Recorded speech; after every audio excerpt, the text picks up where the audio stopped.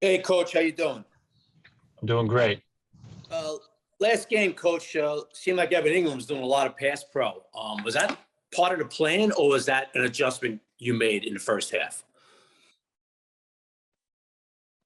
Obviously, we ask our tight ends to get involved in protection at different times, particularly against a really good defensive front. When you think about Clark and Jones, they're really talented guys as rushers. So we've asked our guys, both the tight ends and the backs, to get involved at different times to do that. Other times we get them out, and that's just part of our plan, week to week as to what we feel like we need to get the job done. Hey, Jason. Hey, two-pronged question. Number one, as a play caller, a coordinator, and then as a head coach, you've kind of always been known as a guy who was tight end friendly. Would you agree with that, or was that more a product of having Jason Witten for all those years? No, I love tight ends. Tight ends are a big part of the offense, and really because of their versatility. Like we talked earlier, we're going to ask them to do a lot of different things. They're going to run block, they're going to pass protect, they're going to run routes at different levels, and we like to get them involved in what we're doing.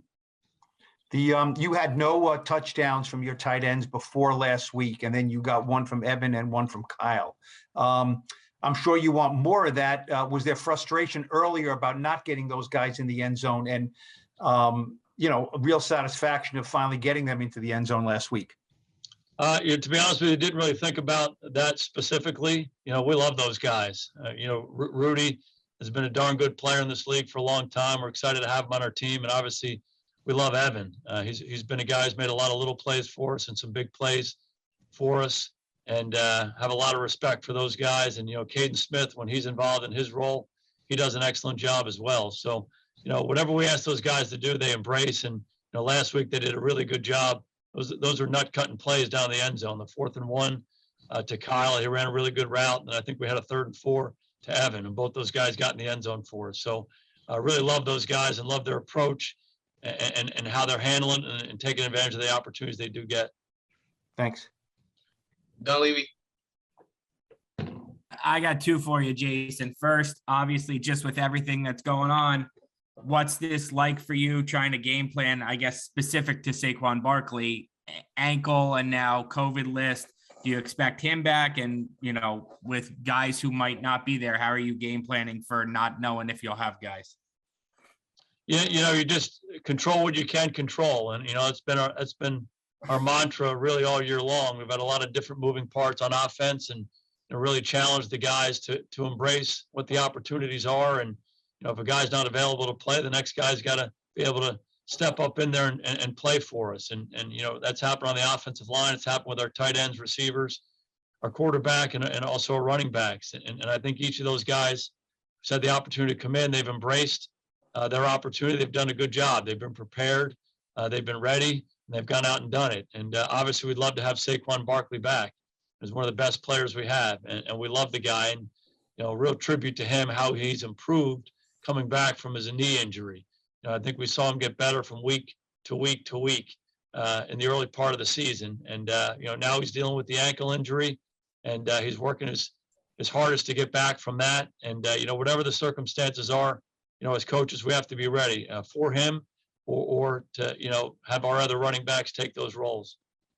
And then the other one is, I guess, kind of two-pronged, Jason. Do you get the sense your guys still enjoy playing in front of the home crowd? They've been kind of hostile to you guys lately. Even the win against the Panthers, there was early game booing. Do you get the sense they enjoy it? And do you consider that at all? Like, we have to be aggressive to start this game when you're scripting plays just to get like the fans on your side, if that makes sense?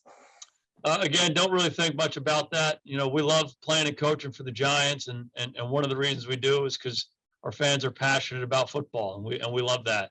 And the biggest thing that we try to focus on is to play and coach to the best of our ability, and what we need to do each day to prepare to do that on Sundays, regardless of where we play and who we play and when we play. And that's what our job is. And I thought our guys did a really good job the last time we played at home against Carolina. It was a good outing for us. It was a good team win, and they're excited to play at MetLife again this weekend. Rock. Jason, I have two as well. The first one is on that 3rd and 4 down by the goal line. You get it. You have a pass play for 2 yards. Was there a mix up on the route there? Did you think you guys were going for it on 4th down? What happened there? You know, Sterling Shepard will be the first one to tell you that. You know, probably needs to push the depth a little bit more. We felt like we had a good look there that, you know, that route was going to give us first down depth. So unfortunately, came up a little short on that one. But again, Sterling has been such a good player for us in those critical situations. Unfortunately, we came up short on that one. My second question is about Kenny. Obviously, he was a big addition in this offseason. Hasn't really done much on the field for you guys in terms of being 100% healthy. Is that frustrating at all? And do you almost have to kind of wash this year, take this year as a wash on him, and you know, hope that he can come back healthy, fully healthy next year? Oh, I would say absolutely not. I mean, Kenny, you know, has dealt with some injuries, but his approach has been outstanding. You know, when he's had opportunities to be out there and practice and then playing games, he's doing everything we're asking him to do. And, you know, the biggest thing for him is to get himself healthy. And then once he does, we'll get him back integrated on the practice field and then hopefully, you know, on game day. And his approach has been great. He works hard. He's been a damn good player when he's been healthy for us. He's made a lot of good plays for us, and we expect that, you know, again this year. So he just has to take it day by day and get himself back and ready to go. And once he does, he'll be a big part of what we do. We got time for one more. Kevin. Hey, Jason. I know we've talked about next man up, but with Burton, I mean, is there any chance he's back Sunday, or who's the next man up? Talking about Burton Burns? Yes. Yeah, well, he's certainly involved in everything we're doing. You know, he's been remote, but you know, he's involved in all our staff meetings, and he's in our meetings. He just hasn't been able to be out on the field. And you know, Freddie Kitchens, the senior assistant for us, so he's going to work more with the running backs along with Jody Wright. So those guys will handle that. But Burton is still a part of everything we're doing every day.